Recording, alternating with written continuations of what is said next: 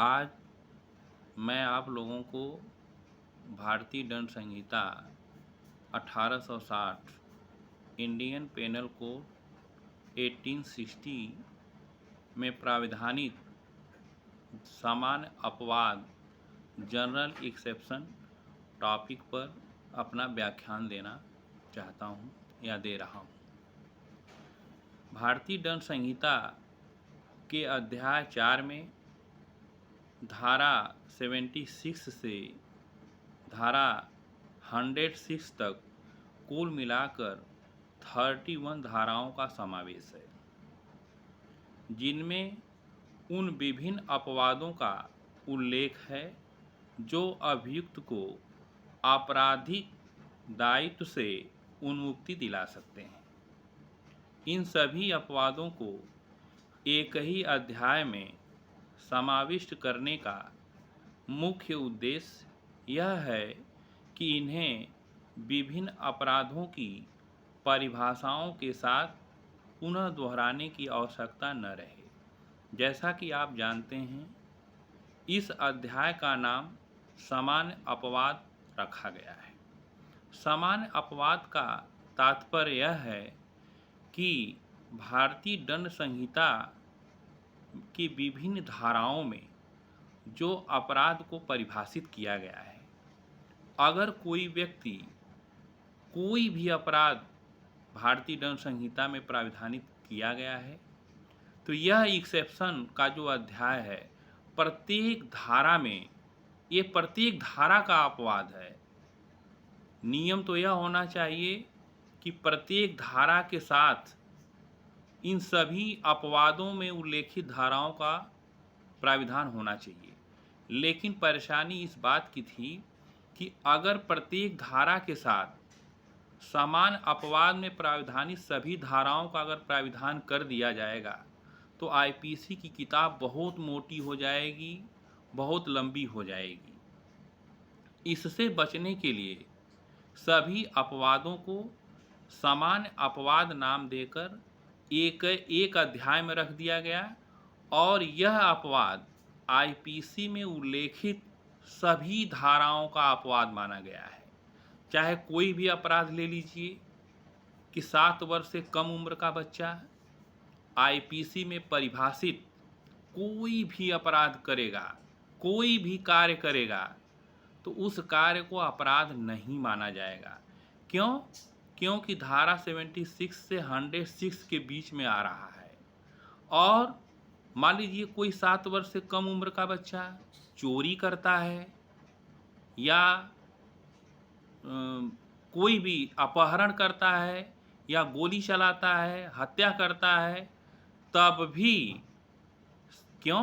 क्योंकि 82 धारा में बताया गया है कि 7 वर्ष से कम उम्र का बच्चा कोई भी कार्य करेगा वो अपराध नहीं माना जाएगा।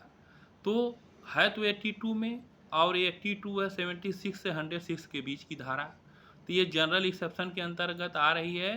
तो यह सभी धाराओं पर लागू हो रहा है। इसीलिए अध्याय 4 में जो जनरल एक्सेप्शन का प्राविधान किया गया है, उसका मतलब यह है कि एक जगह प्राविधान करने का तात्पर्य यही है कि इसको अगर हर धारा में जोड़ दिया जाएगा 76 से लेकर 106 के प्राविधान को, तो आईपीसी की किताब बहुत मोटी हो जाएगी। इस परेशानी से बचने के लिए उसको एक अलग अध्याय में रख दिया गया और इसका नाम रख दिया गया सामान्य अपवाद, जनरल एक्सेप्शन। इस अध्याय में जो अपराध शब्द का प्रयोग किया गया है, तो अपराध ऐसे सभी कार्यों को दर्शाता है जो भारतीय दंड संहिता की धारा 40 में अपराध शब्द को परिभाषित किया गया है तथा किसी अन्य विशेष या स्थानीय विधि, स्पेशल या लोकल लॉ के अंतर्गत दंडनीय हो। इसीलिए अपराध के सामान्य अपवादों संबंधी यह अध्याय दंड विधि में विशेष महत्व रखता है, क्योंकि यह न केवल आपराधिक विधि वरन अन्य विशेष या स्थानीय विधियों में परिभाषित अपराध कार्यों को भी नियंत्रित करता है। तो अब आप लोगों से सवाल पूछे जाते हैं कि आईपीसी के अध्याय 4 में जो धारा 76 से लेकर के 106 के अंतर्गत जनरल एक्सेप्शन की बात की गई है, क्या यह केवल आईपीसी में परिभाषित अपराधों पर लागू होता है या विशेष विधि कोई बनाई गई है उस पर भी ये लागू होता है, या कोई लोकल लॉ बनाया जा रहा है जिसको दंड विधान बनाया गया है? क्या यह जनरल एक्सेप्शन आईपीसी विशेष या कोई विशेष विधि या स्थानीय विधि तीनों पे लागू होता है कि केवल आईपीसी में परिभाषित अपराध पर लागू होता है?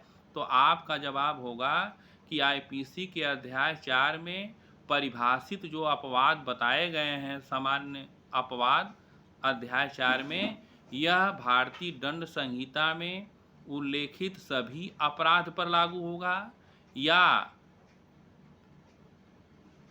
स्टेट कोई विशेष विधि बनाया है तो उस पर भी यह लागू होगा, या कोई लोकल दंड विधि बनाई गई है उस पर भी जनरल एक्सेप्शन लागू होगा। ये तीनों पे लागू होगा। तो यहाँ तक तो आपको समझ में आ गया। अब आगे आपको मैं बताऊंगा कि अध्याय 4 में वर्णित धाराओं का विश्लेषण करने पर यह स्पष्ट होता है कि वे दो विस्तृत प्रकार के अपवादों से संबंधित है। जो सामान्य अपवाद अध्याय 4 में बताया गया है, यह दो विस्तृत प्रकार के अपवादों से संबंधित है। पहला जो अपवाद है जिसको क्षम्य बनाया गया है, एक्सक्यूजेबल बनाया गया है, और दूसरा है युक्तिसंगत, जस्टिफिएबल। अब सामान्य अपवाद के अंतर्गत जितनी धाराएं हैं 76 से लेकर के 106 तक, इसको दो पार्ट में बांट दिया गया है, और एक को बताया गया एक्सक्यूजेबल, क्षम्य, और एक को बताया गया जस्टिफिएबल, युक्तिसंगत। यानी कि इसके अंतर्गत कोई व्यक्ति कार्य करता है तो उसको अपराध नहीं माना जाता है। तो जो क्षम्य बताया गया है, क्षम्य प्रतिरक्षाएं जो एक्सक्यूजेबल डिफेंस हैं, वे हैं जिनमें कारित कार्य मन स्थिति के आवश्यक तत्वों के अभाव के कारण माफ कर दिया जाता है। तो जो क्षम्य एक्सक्यूजेबल बनाया गया है उसका वर्णन जनरल एक्सेप्शन में धारा 76 से लेकर के 95 तक में है। आप देखेंगे धारा 76 से लेकर 95 तक में जो उल्लेख किया गया है, किसी न किसी तरीके से आपको देखने में मिलेगा कि वहाँ पर मेंसरिया एब्सेंट है, मेंसरिया का अभाव है। और आप जानते हैं कि अगर कोई व्यक्ति कोई कार्य करता है और उसका मन दूषित नहीं है, उसका बुरा इंटेंशन नहीं है, तो केवल कार्य किसी को अपराधी नहीं बनाता है। तो सेक्शन 76 से लेकर के 95 में जो एक जनरल एक्सेप्शन दिया गया है, वहाँ पर उसको क्षम्य इसलिए बनाया गया क्योंकि 96 से लेकर 95 तक के प्राविधान में मेंसरिया एब्सेंट है। और इसका तर्क आपको यही देना है कि केवल कार्य किसी को अपराधी नहीं बनाता जब तक कि उसका मन दूषित न हो, जब तक कि उसकी मेंसरिया न हो। और दूसरा जो पार्ट है सेक्शन 96 से लेकर के 106 तक, जिसको न्यायोचित, जस्टिफिएबल या तर्कसंगत डिफेंस में कारित कार्य को माफ करने का प्राविधान है। तो यहाँ पर सामान्यतः आप जानते हैं कि न्यायोचित या तर्कसंगत डिफेंस या प्रतिरक्षाओं में कारित कार्य को माफ नहीं किया जाता, अपितु कुछ आधारों पर तर्कसंगत ठहराया जाता है, क्योंकि अन्यथा उपागत इनकरेक्ट दायित्व को वे शून्य कर देते हैं। कार्य यद्यपि आपराधिक होता है परंतु दंडनीय नहीं, क्योंकि यह अन्य रूप में सराहनीय होता है। दंड संहिता, भारतीय दंड संहिता की धारा 96 से 106 तक तर्कसंगत, जस्टिफिएबल प्रतिरक्षाओं से संबंधित है। वहाँ पर मेंसरिया का कोई मतलब नहीं है। वहाँ पर जैसे आपके 96 से 106 में बताया गया प्राइवेट डिफेंस, प्राइवेट प्रतिरक्षा के बारे में बताया गया। वहाँ पर बताया गया है कि अब इसको अगर पढ़ेंगे 96 को 97 को, तो वहाँ बताया गया है कोई व्यक्ति अपनी शरीर की या अन्य की शरीर की या अपनी संपत्ति की या किसी अन्य की संपत्ति की रक्षा करने में अगर किसी आक्रमणकारी को कोई कार्य क्षति पहुंचाता है तो वह प्राइवेट डिफेंस पाने का हकदार है। लेकिन यह प्राइवेट डिफेंस सेक्शन 99 से गवर्न होता है कि आपको प्राइवेट डिफेंस में कितना बल का प्रयोग करना है, कितने बल का प्रयोग नहीं करना है, किसके विरुद्ध आपको बल का प्रयोग नहीं करना है, यह 99 में बताया गया है। इसको आगे स्पष्ट किया जाएगा कि 99 में क्या इसके बारे में प्राविधान है, कितने प्राइवेट डिफेंस में कितना बल का प्रयोग करना चाहिए, कितना नहीं करना चाहिए। तो इस तरीके से हमने आपको बताया कि जनरल एक्सेप्शन क्या है और जनरल एक्सेप्शन को कितने पार्टों में बांटा गया है और किसमें बिल्कुल क्षम्य होता है। तो आपने जनरल एक्सेप्शन को दो भागों में बांट लिया, एक एक्सक्यूजेबल क्षम्य प्रतिरक्षाएं और दूसरा जस्टिफिएबल प्रतिरक्षाएं। तो हमने बताया कि जो क्षम्य प्रतिरक्षाएं हैं सेक्शन 76 से लेकर 95 में बताया गया है, जहां पर मेंसरिया एब्सेंट है, और जस्टिफिएबल प्रतिरक्षाओं को जो बताया गया है, डिफेंस को जो बताया गया है, वह है 96 से लेकर के 106 तक में। तो इस तरह से आपको स्पष्ट है। अब आपको बताया जा रहा है जो पहला पार्ट है इसका, जिसको एक्सक्यूजेबल क्षम्य बताया गया है सेक्शन 76 से लेकर के 95 तक में, जहां मेंसरिया एब्सेंट है। तो यहाँ पर अब आपको यह समझना है कि सेक्शन 76 में क्या बात कही गई है। 76 में बताया गया है कि विधि द्वारा आबद्ध या तथ्य की भूल के कारण अपने आप को विधि द्वारा आबद्ध होने का विश्वास करने वाले व्यक्ति द्वारा किया गया कार्य, act done by a person bound or by mistake of fact believing himself bound by law. तो यहाँ पर देखिए 76 को अगर आप पढ़ेंगे तो लिखा है कोई बात अपराध नहीं है जो किसी ऐसे व्यक्ति द्वारा की जाए जो उसे करने के लिए विधि द्वारा आबद्ध हो, या जो तथ्य की भूल के कारण, न कि विधि के भूल के कारण सद्भावपूर्वक विश्वास करता हो कि वह उसे करने के लिए विधि द्वारा आबद्ध है।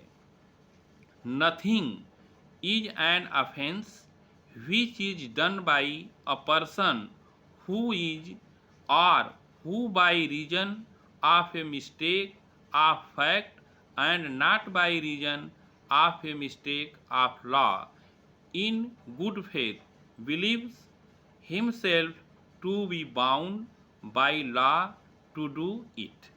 अब इसका तात्पर्य समझिए कि यह धारा कहती क्या है।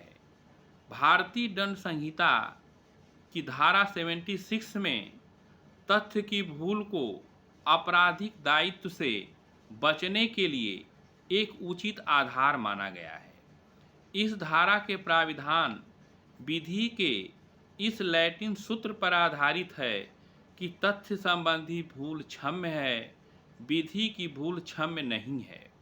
अर्थात कोई व्यक्ति यह कहकर अपने आप को आपराधिक दायित्व से मुक्त नहीं करा सकता कि वह यह नहीं जानता था कि उसका कार्य किसी विधि के अंतर्गत अपराध है। अर्थात यदि कोई व्यक्ति अपने विधि विरुद्ध कार्य के लिए यह दलील पेश करता है कि उसे यह नहीं मालूम था कि वह कार्य किसी विधि द्वारा निषिद्ध या प्रोहिबिटेड है अथवा दंडनीय है, तो उसका यह तर्क स्वीकार नहीं किया जा सकेगा, क्योंकि विधि के अंतर्गत उपधारणा यह है कि जैसे ही कोई विधि लागू होती है तो यह माना जाएगा कि सभी को उसकी जानकारी है। धारा 76 के अंतर्गत केवल तथ्य की भूल को ही बचाव के रूप में स्वीकार किया गया है, न कि विधि संबंधी भूल को।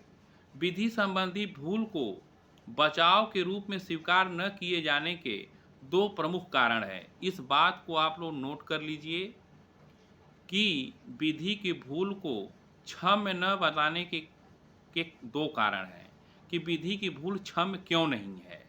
पहला कारण यह है कि यदि विधि की भूल को भी आपराधिक दायित्व से बचाव के रूप में स्वीकार कर लिया जाए तो प्रत्येक अपराधी केवल इसी बचाव की मांग करेगा तथा न्यायालय के लिए यह निर्धारित करना कठिन हो जाएगा कि अभियुक्त को वास्तव में विवादित मामले से संबंधित विधि की जानकारी थी अथवा नहीं। बड़ी विकट परिस्थिति न्यायालयों के सामने स्पष्ट रूप से आ जाएगी, क्योंकि अगर विधि की भूल को क्षम्य बना दिया जाएगा तो प्रत्येक अपराधी अपराध करने के बाद न्यायालय में यही कहेगा कि हमें जानकारी नहीं थी कि यह कानून बन गया है, और न्यायालय निर्णय करने में अपने को असहज हो जाएंगे। तो विधि की जानकारी है अथवा नहीं, दूसरे अर्थात विधि के बारे में प्रत्येक व्यक्ति को जानकारी उपलब्ध कराना व्यवहारिक दृष्टिकोण से न केवल कठिन है अपितु असंभव भी है। अतः न्यायिक उपधारणा जुडिशियल प्रिजम्पशन है कि जैसे ही कोई विधि पारित होकर लागू की जाती है, यह माना जाएगा कि प्रत्येक व्यक्ति को उसकी जानकारी है। ये आशय यह है कि कोई कार्य करते समय व्यक्ति का यह दायित्व है कि वह यह जानकारी प्राप्त कर ले कि उसके द्वारा किया जाने वाला कार्य किसी प्रचलित विधि के विरुद्ध तो नहीं है। यह अपराधी का दायित्व है कि कोई कार्य करने से पहले वह क्लियर कर ले कि जो कार्य मैं करने जा रहा हूँ वह किसी विधि के उल्लंघन में तो नहीं है, किसी विधि के द्वारा दंडनीय तो नहीं है। यह उसकी जानकारी, यह उसकी लायबिलिटी है। अगर वह यह कार्य नहीं करता है तो अगर वह विधि में प्राविधानित किसी भी प्राविधान का उल्लंघन करता है या आईपीसी में या किसी दंड विधि में उल्लेखित बात का अगर उल्लंघन करता है तो वह दंडित होगा, उसको विधि की भूल का बचाव नहीं दिया जाएगा। यहाँ पर आप लोगों को मैं दो बात स्पष्ट कर देना चाहता हूँ। आप लोग लॉ के स्टूडेंट हैं। सेक्शन 76 में दो बातें बताई गई हैं कि विधि की भूल क्षम्य नहीं होती है, जबकि तथ्य की भूल को क्षम्य बनाया गया है। तो मैं सबसे पहले आपका डाउट यहाँ पर क्लियर करना चाहूँगा कि फैक्ट क्या होता है, व्हाट इज फैक्ट। अगर आपसे कोई पूछ दे कि फैक्ट क्या होता है तो क्या उसको जवाब आप देंगे, और विधि क्या होती है क्या जवाब देंगे। तो मैं यह आपको बताना चाहता हूँ, जिन लोगों को फैक्ट के बारे में जानकारी नहीं है वो लोग ध्यान से सुने। और फैक्ट की परिभाषा इतनी सरल है, इतना सहज है कि आप अगर इस बात को सुन लेंगे तो अपने आप समझ जाएंगे कि व्हाट इज फैक्ट, फैक्ट क्या है। आपको मैं सजेस्ट करना चाहूँगा, इंडियन एविडेंस एक्ट के सेक्शन 3 में फैक्ट शब्द को डिफाइन किया गया है, और वहाँ पर आप पढ़ेंगे तो वहाँ पे लिखा गया है कि प्रत्येक व्यक्ति के पास सेंस होता है, जिसको हिंदी में ज्ञानेंद्रिय बोलते हैं। अगर साइंस के स्टूडेंट होंगे तो जान जाएंगे कि मानव के पास कितनी ज्ञानेंद्रियाँ होती हैं। तो आपको बताया गया होगा 5 सेंस होते हैं, 5 ज्ञानेंद्रियाँ होती हैं: आँख, कान, नाक, जिह्वा और त्वचा। तो फैक्ट के लिए यही कहा गया है कि मानव प्राणी अपने ज्ञानेंद्रियों द्वारा जो भी चीज़ अर्जित करता है उसको हम कहते हैं फैक्ट। जैसे कोई व्यक्ति अपनी आँख से कुछ देखता है, जो चीज़ देखता है वह फैक्ट है। अपने कान से जो चीज़ सुनता है वह फैक्ट है। अपनी जिह्वा से जो स्वाद लेता है, जो चखता है, उसको फैक्ट कहेंगे। अपनी नाक से कुछ सूंघता है वह फैक्ट है। अपनी त्वचा से कोई चीज़ महसूस करता है वह फैक्ट है। तो कितना ब्रॉड फैक्ट का फैक्टर हो गया, कितना ब्रॉड स्तर पर फैक्ट है। यानी आप अपनी आँख से जो कुछ भी देख रहे हैं वह फैक्ट है, अपने कान से जो कुछ सुन रहे हैं वह फैक्ट है, अपने जिह्वा से जो कुछ आप चख रहे हैं वह फैक्ट है, अपने नाक से जो कुछ आप सूंघ रहे हैं वह फैक्ट है। जो अपने त्वचा से महसूस कर रहे हैं वह फैक्ट है। ठीक है, अब ये तो फैक्ट हो गया। इसके मिस्टेक को विधि के द्वारा तो क्षम्य कर दिया गया है, सेक्शन 76 में इसको क्षम्य तो कर दिया गया है, लेकिन यह फैक्ट कब क्षम्य होता है? अब इस बात को आपको जानना है कि फैक्ट के मिस्टेक को कब क्षम्य किया गया है। तो आपको यह कहना है कि तथ्य की भूल व्यक्ति को उसके आपराधिक कार्य के परिणाम स्वरूप होने वाले दायित्व से मुक्ति दिला सकता है। धारा 76 कहता है कि तथ्य की भूल व्यक्ति को उसके आपराधिक कार्य के परिणाम स्वरूप उत्पन्न होने वाले दायित्व से मुक्ति दिला सकता है। अर्थात अभियुक्त यह कहकर कि वह विश्वासपूर्वक यह नहीं जानता था कि उसके कार्य से अप्रत्यक्ष इनडायरेक्ट रूप से कोई ऐसा परिणाम होगा जो अपराध है, आपराधिक दायित्व से उन्मुक्ति प्राप्त कर सकता है। किसी व्यक्ति को तथ्य संबंधी भूल का बचाव केवल तभी प्राप्त होगा जब उसने आपराधिक कार्य गुड फेथ में सद्भाव पूर्वक विश्वास के आधार पर किया हो। सद्भाव पूर्वक कार्य करने का अर्थ है उचित सावधानी तथा तत्परता से कार्य किए जाने से है।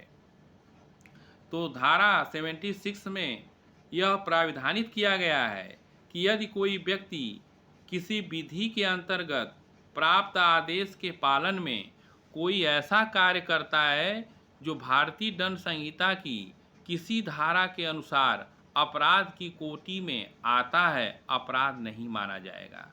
तो सद्भाव पूर्वक शब्द को भारतीय दंड संहिता के धारा 52 में परिभाषित किया गया है। तो धारा 76 में सद्भाव पूर्वक शब्द के प्रयोग से यह स्पष्ट है कि तथ्य संबंधी भूल का बचाव उपलब्ध होने के लिए यह आवश्यक है कि कार्य सद्भाव पूर्वक किया गया हो। सद्भावना शब्द की नकारात्मक परिभाषा निगेटिव डिफिनीशन भारतीय दंड संहिता की धारा 52 में दी गई है, जिसके अनुसार कोई बात सद्भाव पूर्वक की गई नहीं मानी जाएगी, नहीं समझी जाएगी जो उचित सावधानी व सतर्कता से न की गई हो।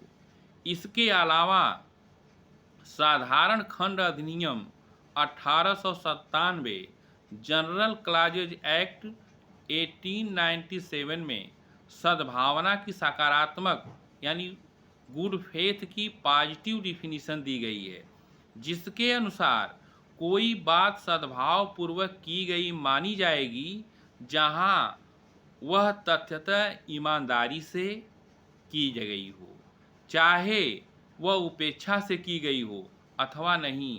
तथापि इसमें संदेह नहीं कि कोई कार्य सद्भाव पूर्वक किया गया है अथवा नहीं। यह तथ्य का प्रश्न है जो प्रकरण विशेष की परिस्थितियों पर निर्भर करेगा।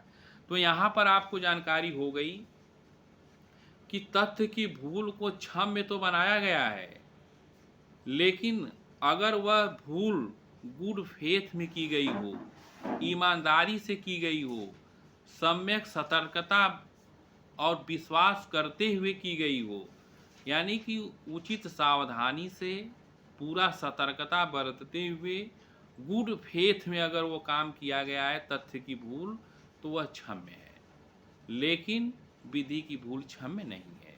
तो यहाँ आप लोगों को क्लियर हो गया होगा कि तथ्य क्या है। तथ्य की भूल क्षम्य कब है? जब भूल करने वाला व्यक्ति गुड फेथ को बताया गया है कि वह सम्यक ईमानदारी सतर्कता के साथ काम किया हो, विश्वासपूर्ण सम्यक सतर्कता उचित सावधानी से काम किया हो और फैक्ट की भूल हुई हो, तब तो उसको क्षमा कर दिया जाएगा। लेकिन अगर फैक्ट की मिस्टेक कर रहा है, गुड फेथ नहीं है, ईमानदारी पूर्वक सद्भावना पूर्वक सतर्कता पूर्वक अगर काम नहीं किया है, तो उसको क्षमा नहीं किया जाएगा। जैसे जहां पुलिस का एक उदाहरण है आपका, जहां पुलिस का हेड कांस्टेबल किसी व्यक्ति के पास चोरी का कपड़ा होने के संदेह के आधार पर उसे गिरफ्तार कर लेता है, तो ऐसी दशा में उसे दोषपूर्ण गिरफ्तारी के लिए सिद्ध दोष किया जाना न्यायिक दृष्टि से उचित नहीं माना गया है। और इसी तरीके की एक केस है इम्परर बनाम लतीफ़ खान के मामले में बम्बई उच्च न्यायालय ने निर्णित किया कि यदि अभियुक्त यह जानता है कि उसके वरिष्ठ अधिकारी द्वारा दिया गया आदेश अवैध है, फिर भी वह अधीनस्थ होने के नाते उस अधिकारी के आदेश का अनुपालन करता है, जिसके परिणाम स्वरूप कोई अपराध घटित हो जाता है, तो उसे धारा 76 के अंतर्गत तथ्य संबंधित भूल का बचाव उपलब्ध नहीं होगा, अर्थात तथा अपराध कार्य के लिए दोषी माना जाएगा। दंड प्रक्रिया संहिता 1973 की धारा 42 दूसरा एग्जाम्पल, सीआरपीसी 1973 के सेक्शन 42 के अंतर्गत कोई भी प्राइवेट व्यक्ति यदि पुलिस की सहायता के दौरान कोई ऐसा कार्य करता है जो अवैध है, तो उसे दंड संहिता की धारा 76 के अंतर्गत बचाव उपलब्ध होगा। इसी तरीके से एक दूसरी केस है पश्चिमी बंगाल राज्य बनाम शिवमंगल सिंह के मामले में एक अंधेरी रात में जब पुलिस दल गश्त लगा रहा था, उस पर किसी ने हमला किया, जिसके परिणाम स्वरूप एक सहायक पुलिस कमिश्नर घायल हो गया। अतः डिप्टी पुलिस कमिश्नर के आदेश पर पुलिस दल ने गोली चला दी, जिससे एक व्यक्ति की मृत्यु हो गई। इस मामले के तथ्यों को दृष्टिगत रखते हुए न्यायालय ने निर्णय दिया कि पुलिस दल का कार्य वैध तथा न्यायोचित था, अतः उसे धारा 76 का संरक्षण दिया जाना पूर्णतः उचित था। तो आपने देखा इसी तरीके का सेक्शन 76 का इलस्ट्रेशन दिया हुआ है। पहला इलस्ट्रेशन है कि विधि के समादेशों के अनुवर्तन में अपने वरिष्ठ अधिकारी के आदेश से एक सैनिक क भीड़ पर गोली चलाता है, क ने कोई अपराध नहीं किया है। अगर कोई आक्रामक भीड़ है और उस भीड़ को नियंत्रित करने के लिए अगर कोई वरिष्ठ पुलिस अधिकारी अगर कोई आदेश देता है, उस आदेश के अनुसार जो कांस्टेबल है यह गुड फेथ में विश्वास करते हुए पूरी ईमानदारी से सतर्कता बरतते हुए अपने वरिष्ठ अधिकारी के आदेश पर अगर गोली चलाता है और उस भीड़ में किसी को गोली लग जाती है, वो मर जाता है, तो वह कांस्टेबल किसी अपराध का दोषी नहीं है। क्यों? क्योंकि उसने अपने वरिष्ठ अधिकारी के जो आदेश का पालन किया है, आक्रामक भीड़ को कंट्रोल करने के लिए सद्भाव पूर्वक विश्वास करते हुए अपने आप को विधि द्वारा आबद्ध मानते हुए किया है, तो वह किसी अपराध का दोषी नहीं है। इसी तरीके से दूसरा इलस्ट्रेशन है कि न्यायालय का ऑफिसर को गिरफ्तार करने के लिए उस न्यायालय द्वारा आदिष्ट किए जाने पर और सम्यक जांच के पश्चात, यहाँ देखिए सम्यक जांच शब्द का प्रयोग किया है, तो यहाँ सम्यक जांच के अंतर्गत सद्भाव पूर्वक, ईमानदारी से, सतर्कता, ये तीनों शब्द वहाँ पर इंक्लूड हैं, पर विश्वास करके कि यह है, यह को गिरफ्तार कर लेता है, क ने कोई अपराध नहीं किया है। जैसा कि आप लोग जानते हैं कि अगर किसी व्यक्ति को गिरफ्तार करने के लिए अगर न्यायालय अपने किसी अधीनस्थ कर्मचारी को आदेश देता है कि फला को गिरफ्तार करके लाइए, और वहाँ पर वो कर्मचारी उसको गिरफ्तार करने जा रहा है, उसको पूरी सतर्कता से जांच पड़ताल करने के बाद वो विश्वास करता है कि दूसरा कोई व्यक्ति जिसको गिरफ्तार करना है उसके अलावा कोई व्यक्ति उसको मान बैठता है कि वह वही है, पूरी जांच सतर्कता विश्वास करने के बाद उसको लगता है कि वही है और उसको अरेस्ट कर लेता है, तो वह अरेस्ट करने वाला कर्मचारी किसी अपराध का दोषी नहीं है। क्यों? क्योंकि वह कार्य सम्यक जांच यानी पूरी सतर्कता सद्भावपूर्वक कार्य करते हुए गिरफ्तार किया है, इसलिए तथ्य की भूल वहाँ क्षम्य हो जाएगी, वह कर्मचारी किसी अपराध का दोषी नहीं होगा। इसके बाद अगर धारा 76 आपको स्पष्ट हो गई हो, हमारे पढ़ाने के बाद आप हमारा लेक्चर सुनने के बाद एक बार आप बुक को पढ़िएगा और एक एक लाइन को समझिएगा, समझ में आ जाएगा। अब सेक्शन 77 है आपके सामने, सेक्शन 77। अब 77 में क्या प्राविधान है? 77 न्यायिकतः कार्य करते हुए न्यायाधीश का कार्य, यानी एक्ट ऑफ जज व्हेन एक्टिंग जुडिशियली, यहाँ पर बताया गया है। अब देखिए 76 अगर आपको समझ में आ गया होगा तो आप 77, 78, 79 आपको बहुत अच्छी तरीके से समझ में आ जाएगा, क्योंकि आपने अब जान लिया है कि मिस्टेक ऑफ फैक्ट क्या है, मिस्टेक ऑफ लॉ क्या है। अगर जो लोग ये जानना चाहते हैं, आपसे जनरली पूछ दिया जाता है, आप लोग लॉ के स्टूडेंट हैं, आपसे पूछ दिया जाता है कि व्हाट इज लॉ, विधि क्या है। जैसे हमने आपको बताया व्हाट इज फैक्ट, इसी तरीके से आप लॉ के स्टूडेंट हैं तो आपसे ये भी पूछा जा सकता है व्हाट इज लॉ। तो आप लोग टेंशन में आ जाते हैं। आपको टेंशन में बिल्कुल नहीं आना है। केवल अपनी भाषा में लॉ की परिभाषा आप बना सकते हैं, बता सकते हैं कि किसी भी स्टेट में, किसी भी देश में, समाज को, किसी व्यक्ति को, किसी नागरिक को कंट्रोल करने के लिए, नियंत्रित करने के लिए, सामाजिक व्यवस्था को सुचारू ढंग से संचालित करने के लिए स्टेट द्वारा या गवर्नमेंट के द्वारा जो रूल बनाए जाते हैं वही लॉ है। लॉ की परिभाषा कितनी आसान हो गई। लॉ क्या है? किसी भी देश, किसी भी राज्य के समाज को या किसी व्यक्ति को या किसी नागरिक को सुचारू ढंग से कंट्रोल करने के लिए, संचालित करने के लिए जो नियम बनाए जाते हैं वही लॉ है, और यही लॉ का मिस्टेक क्षम्य नहीं है। थैंक यू, धन्यवाद।